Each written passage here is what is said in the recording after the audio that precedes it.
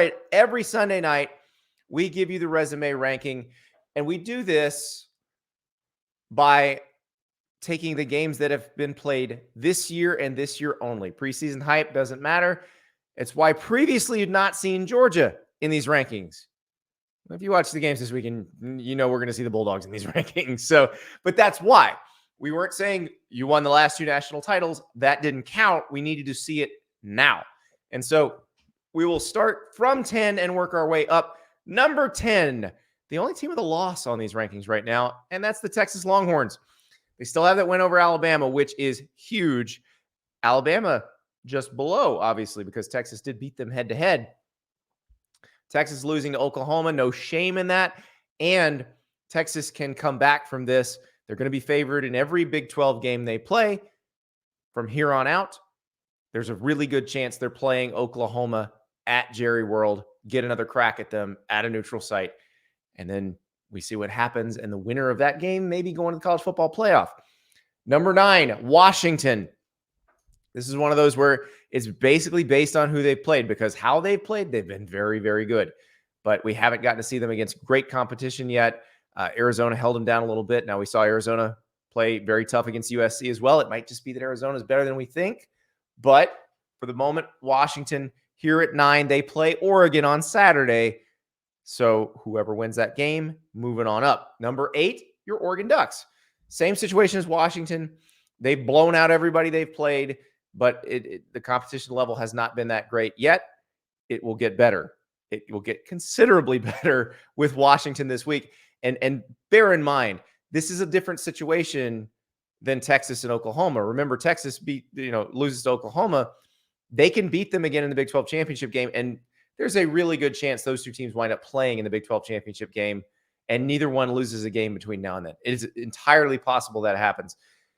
For the loser of Oregon-Washington, it's tough sledding. Both teams have tough sledding, but at least you would have that head-to-head in hand if you're the winner, because both of these teams will still have to play USC, Utah, Washington State, and Oregon State. Don't forget that. Number 7, Louisville. You heard a very confident Jeff Brohm on this show last week, and they've just been outstanding this year. They took it to Notre Dame. That was an excellent win for Louisville. They caught Notre Dame in a really good spot between 2 very physical games against Ohio State and Duke before they play USC.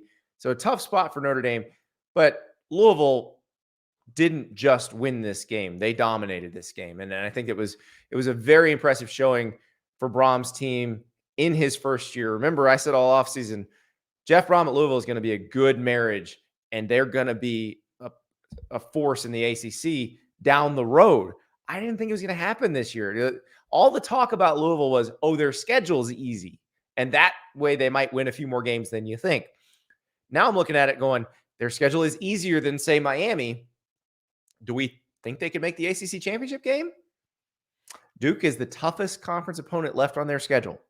Kentucky's probably the toughest opponent in general left on their schedule. So Louisville could hang here. The problem for Louisville is they don't have the opportunities that some of these other teams on the list have to climb the list because of the competition.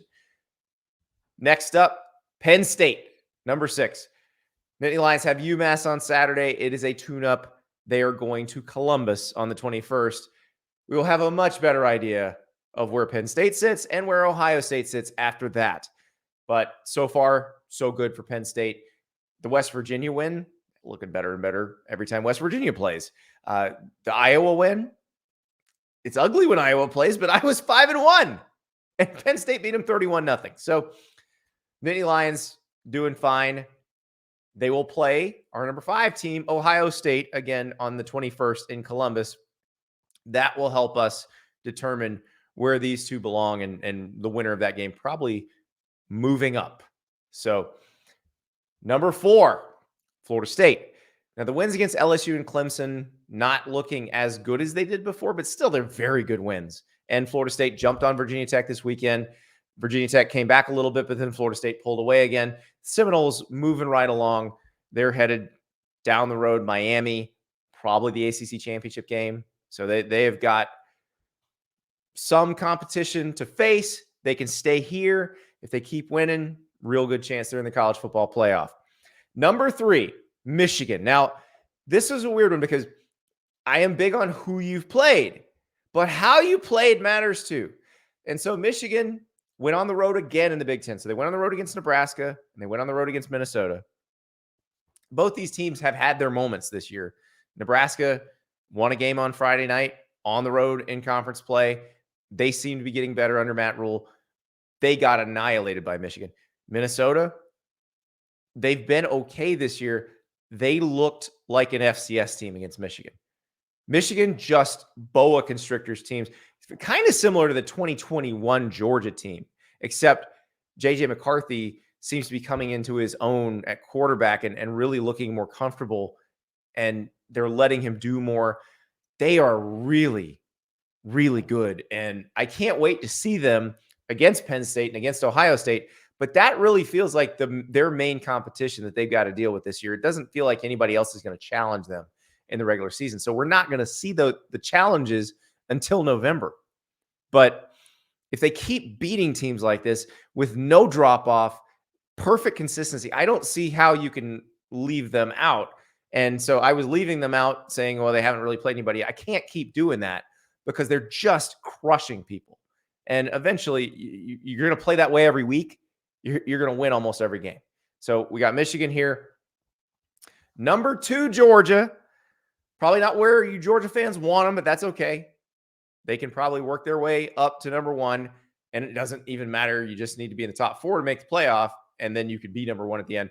But Georgia, we needed to see it from them. We needed to see that they had that other gear. Yeah, they have that other gear. Against Kentucky, they looked like the dominant team that just won 2 national titles. This is a different group, but we needed to know they had that setting in their arsenal, and they do. Kentucky's the best team they've played. Kentucky is a very good team. You're not going to get revisionist history from me saying, oh, Kentucky must stink. No, I don't think Kentucky stinks. I think Kentucky's better than the Auburn team that challenged Georgia quite a bit at Auburn. I just think Georgia came to play. Everything came together. They started fast for the first time all season.